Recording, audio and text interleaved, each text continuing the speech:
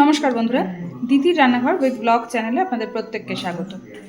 দেখুন, আজকে নিয়ে চলে এসেছি মাছের মাথা দিয়ে লাউ ঘন্ট। তো আজকে আমার মা এই রান্নাটা কিভাবে করেছে চলুন দেখে নিন। মাছের মাথা দিয়ে লাউ ঘন্ট করার জন্য দেখুন, প্রথমেই কড়াইতে দিয়ে দিল বেশ খানিকটা সাদা তেল। এইবার আগে লবণ আর হলুদ মাখিয়ে রাখা মাছের মাথাটা সুন্দর করে ভেজে নিতে হবে। তো এইবার মাথাগুলোকে আগে সুন্দর করে ভেজে নিচ্ছে।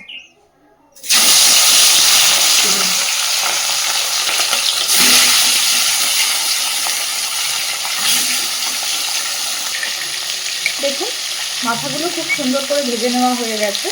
মাথাগুলোকে কিন্তু এবার তুলে নিচ্ছে না, এই তেল মাথাগুলোর এর মধ্যেই দিয়ে দিচ্ছে ফোড়নে আস্ত জিরে,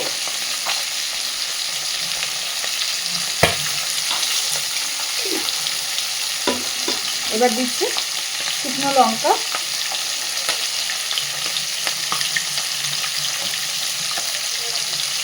আর দুটো তেজপাতা।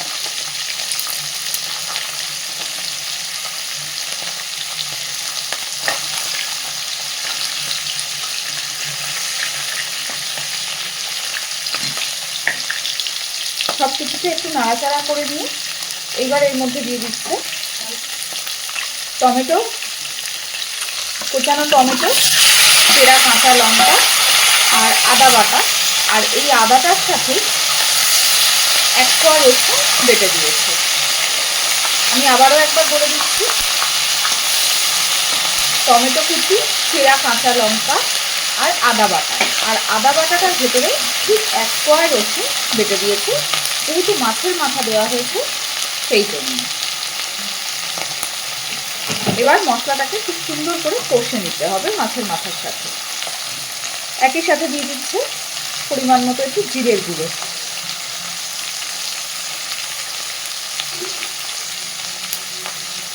এবার দিচ্ছে লঙ্কা গুঁড়ো।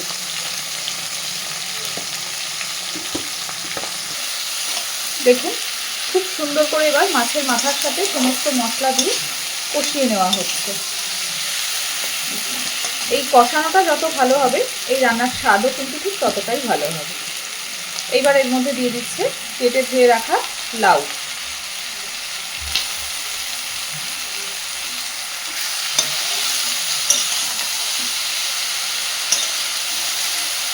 যেহেতু লাউয়ের পরিমাণটা অনেকটা, অল্প অল্প করে দিয়ে নাড়াচাড়া করে মিশিয়ে নিয়ে তারপরে আবার বাকিটা দেওয়া হচ্ছে।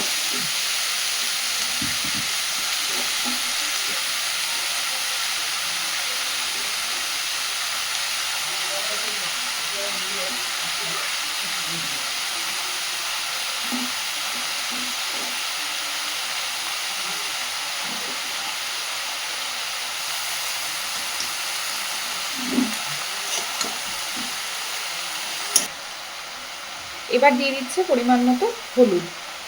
হলুদটা কিন্তু তখন দেয়নি, এখন দেওয়া হচ্ছে।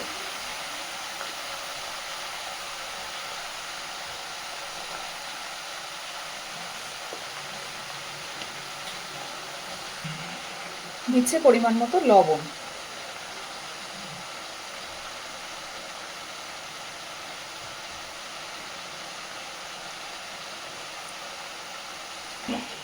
খুব সুন্দরভাবে সব কিছুকে মিশিয়ে নিয়ে এইবার ঢাকা দিয়ে দিতে হবে, কারণ লাউটা সিদ্ধ হবে। ঢাকা দিয়ে দিয়ে রান্নাটা করলে লাউটা সিদ্ধ খুব তাড়াতাড়ি হবে আর একদম মজে যাবে।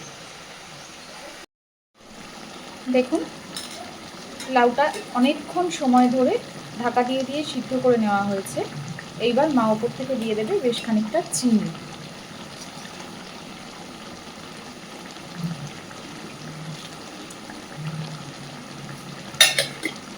এই ধরনের তরকারিগুলোতে একটু মিষ্টি মিষ্টি হলেই ভালো লাগে খেতে।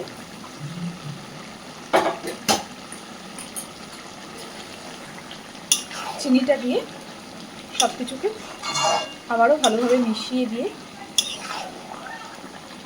আরও খানিকক্ষণ এটাকে ফুটিয়ে নিতে হবে, কারণ এখনও এটা পুরোপুরি শুকিয়ে আসেনি, আরও একটু শুকনো হবে। দেখুন, লাউয়ের ঘন্টটা কিন্তু আমাদের হয়ে এসেছে। এইবার ওপর থেকে দিয়ে দিচ্ছে খানিকটা ধনেপাতা কুচি।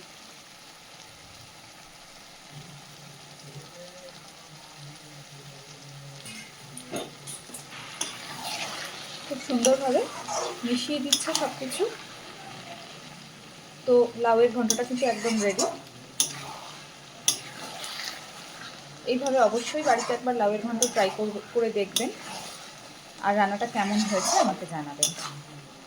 আর প্লিজ আমার চ্যানেলটাকে লাইক, শেয়ার এবং সাবস্ক্রাইব করে আমার পাশে থাকবেন। ধন্যবাদ।